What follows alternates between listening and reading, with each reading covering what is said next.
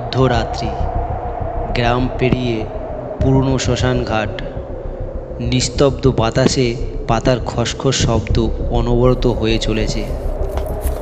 তখনই হঠাৎ একটা বৃদ্ধ দৌড়ে পালাচ্ছে, হাঁপাতে হাঁপাতে। না না, আমি আর আসবো না, আমাকে ছেড়ে দাও, এবারের মতো আমাকে ছেড়ে দাও। কিন্তু কিছুই ছাড়লো না, পা আটকে গেল গাছের শিকড়ে।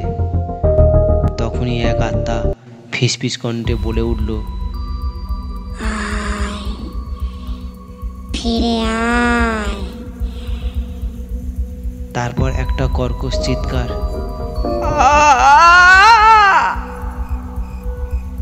আর সব নীরবতা অন্ধকারে ঢেকে গিয়েছে। তিন বন্ধু একদিন বিকেলে মাঠের পাশে বসে টুকাই, রিনা আর ভোলা, শুনেছিস আমাদের গায়ে শেষে বনের মাঝে যে শ্মশান আছে না, ওই শ্মশানে বুড়ো নিম গাছটা নাকি ডাকে।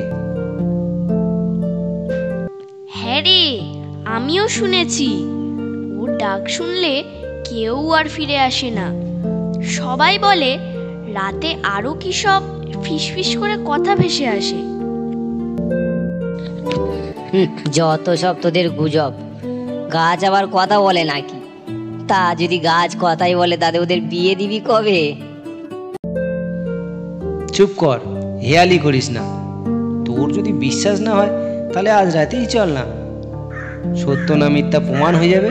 আর শোন, ভিডিও রেকর্ড করব, একেবারে ভূতের মুখোমুখি, তখন যেন পালাস না। পালাবো আর আমি? ঠিক আছে, তোরা যদি বলিস তবে তাই হবে।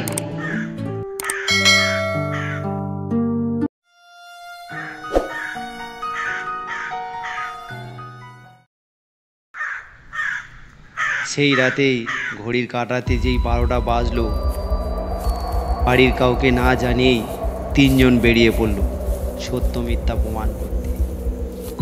নীরব নিস্তব্ধ এলাকায় শোষো শীতল বাতাস বইছে, ঝিঝি পোকার ঝিঝি শব্দে রাত যেন ভয়ের আধারে ঘিরে ফেলেছে।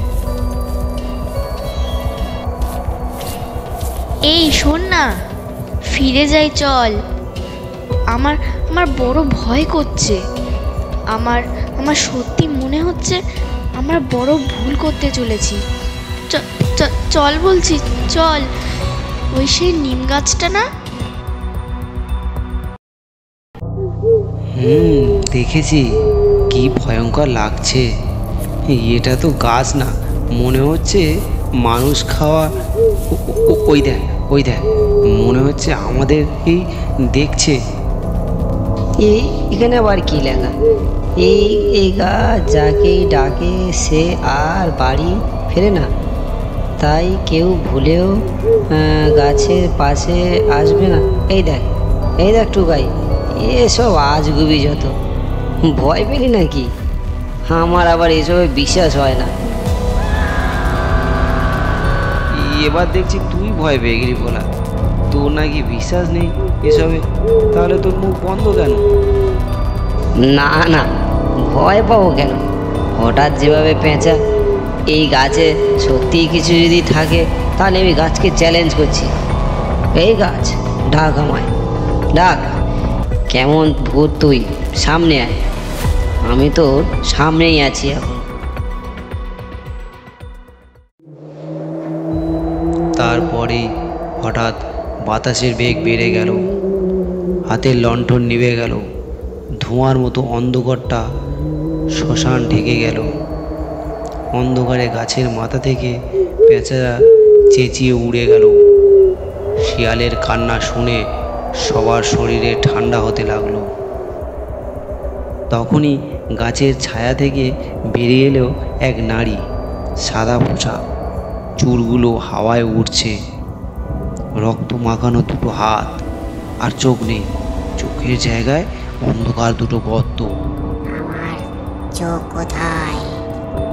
বল, আমার চোখ কোথায়?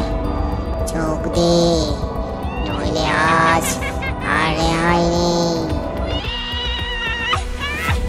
কি করবে ভেবে পারল না। ভয়ে তিনজন পরিমরি হয়ে নিমেষে ওই শ্মশান হতে পালায়। কাঁপতে কাঁপতে ভীত হয়ে সেই রাতেই এক পুরোহিতের কাছে যায়, সবটা খুলে বলে। সব শুনে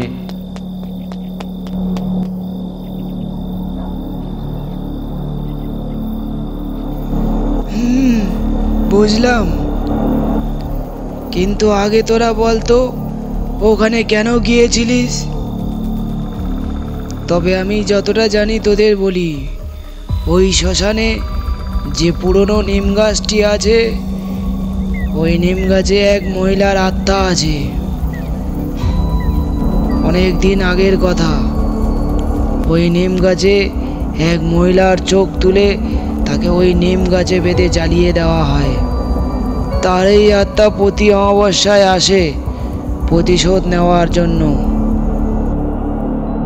তাহলে তাহলে কি সে আবার আসবে? বাঁচার কি কোনো উপায় নেই? সে আবার আসবে কারো না কারোর জন্য, কিন্তু সেখানে যে যাবে তাকেই। শোন শোন, এখন তোরা ঘরে যা, আমি দেখছি কি করতে পারি। রাত্রি তখন 12টা। টোকাই বসে আছে ঘরে। হঠাৎ দেখলো রিনা নিজের ঘর হতে বেরিয়ে যাচ্ছে কোথায়। দেখে মনে হচ্ছে যেন কেউ মোহিত করে রেখেছে। সঙ্গে সঙ্গে টোকাই ভোলার কাছে যায়। ভোলাকে গিয়ে সবটা বলে। তারা দুই বন্ধু রিনার পিছু নিল। রিনাকে আটকাতেই হবে, ও নিজে বলেছিল। রিনা, দাঁড়া বলছি, কোথায় চললি? গুরুজির কথা কি তুই ভুলে গেলি? দাঁড়া বলছি। এই ভোলা, ডাক না। কিন্তু কোনো কথা আর তার কানে গেল না। বন পেরিয়ে ধীরে ধীরে গিয়ে দাঁড়ালো সেই ভয়াবহ নিম গাছটার তলায়। ভোলাও টোকাইও গেল, কিন্তু দূরে এক গাছের আড়াল থেকে দেখল এক ভয়ঙ্কর এক দৃশ্য।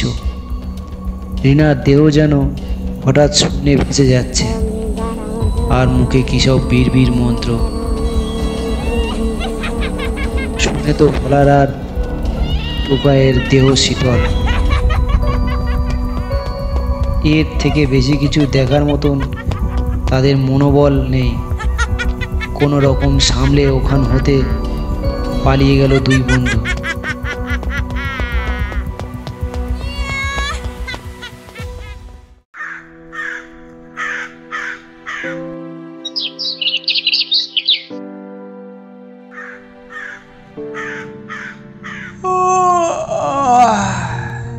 কাল রাতে যা ঝড় বয়ে গেল জীবন দিয়ে, এমনটা যেন কারোর সাথে না হয়। কিন্তু রিনাকে ছেড়ে এসে আমরা একদম ঠিক করিনি। যাই, এই এখনই ওর বাড়িতে একটা খোঁজ নিতে হবে। পরদিন সকালে টোকাই গেল অপরাধ বোধ নিয়ে রিনার সঙ্গে দেখা করতে। গিয়ে দেখে ঘরের দাওয়ায় বসে মায়ের সাথেও কি একটা করছে। টুকাই একটু ইতস্তত হয়ে জিজ্ঞাসা করলো, রিনা, কেমন আছিস?